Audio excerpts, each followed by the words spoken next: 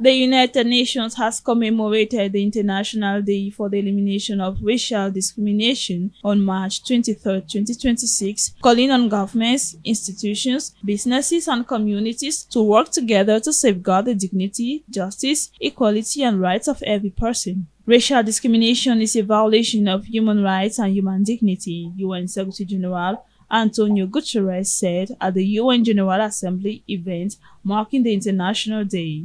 Recalling the Sharpeville massacre of 1960 in South Africa, when police fired into a crowd peacefully protesting apartheid, killing 69 people, Guterres said, "We honor all those who have stood against racism and racial discrimination around the globe." Racial discrimination is a violation of human rights and human dignity.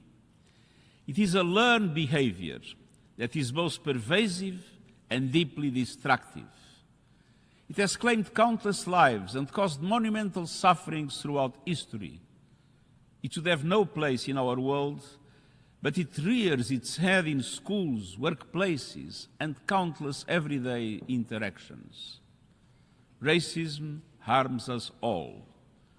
The remedy is solidarity. Governments, institutions, business, and communities must work together to safeguard the dignity, justice, equality, and rights of every person.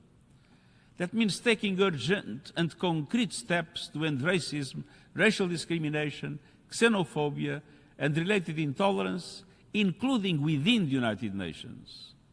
I am determined to tackle racism in every form, from harmful interpersonal interactions to deeply ingrained institutional and systemic biases. In her speech, the United Nations General Assembly President Annalena Baerbock said the International Day is about much more than Sharpeville. It is about all of our nations and communities, none of which are immune to the scourge of racism, she said.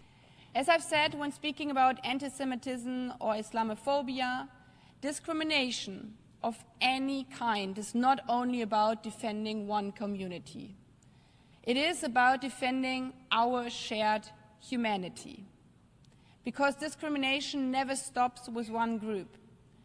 Whether it appears as racism, Islamophobia, anti-Semitism, sexism, homophobia, or any other form of hatred, it follows the same logic and leads to the same end: dehumanization.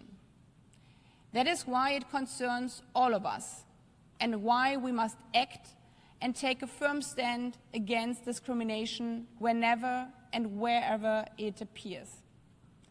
In doing so, we acknowledge also an uncomfortable truth.